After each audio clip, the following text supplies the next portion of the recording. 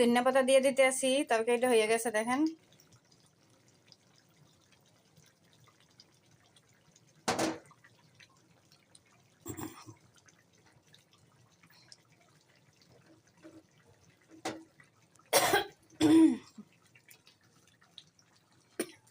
আসসালামু আলাইকুম, hello everyone.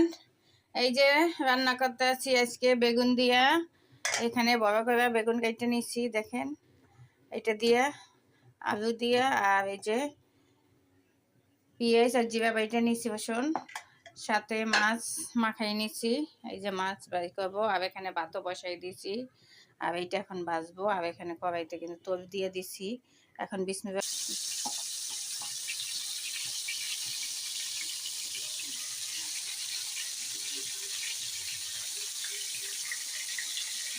এই যে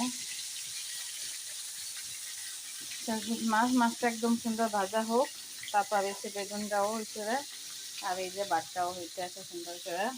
আর এইভাবে রান্না প্রতিদিনের, সেটাই দেখতে আসি। যাই হোক, ওই নিচে পেঁয়াজ টিয়াজ,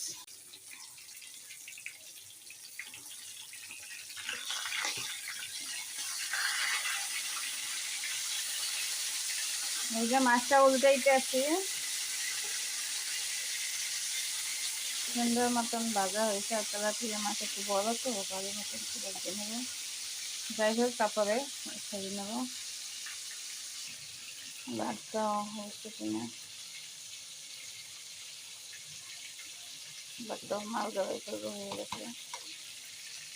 এখন বেগুনগুলো দিয়ে দেবো বিসমিল্লাহ করে।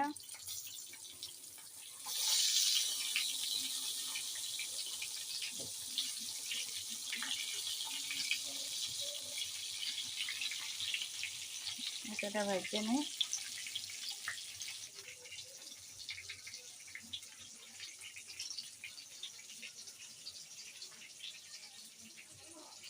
এরকম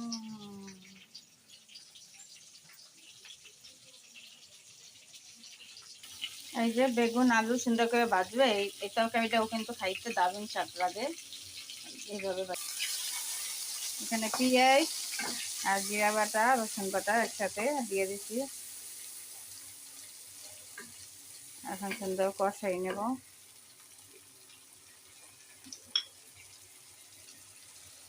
এখানে হলুদের গুঁড়া দিতে আছি, তারপর 2 চামচ মরিচের গুঁড়া, লবণ দেব স্বাদ মতন। সুন্দর এটা কষানো হোক স্বাদ মতন। এটা কষাইতে হবে অনেকক্ষণ। গ্যাস চলে গেল রানতে রানতেই। যাই হোক, এখন মশলাটা যা কষানো হয়ে গেছে, এখন জলের পানি দিয়ে দেব, গরম পানি ফুটানো।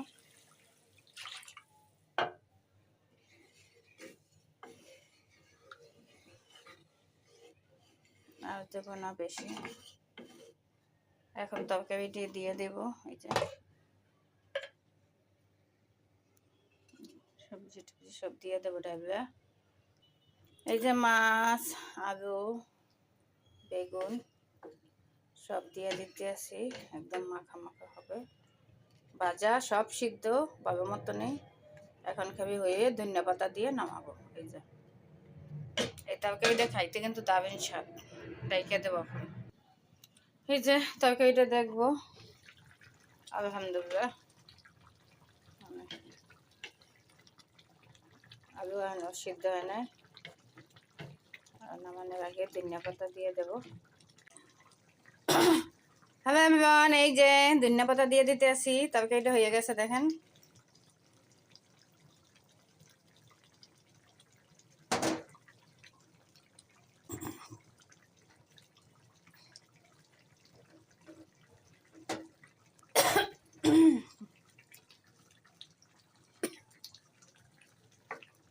এখন নামাই ফেলবো এরকম।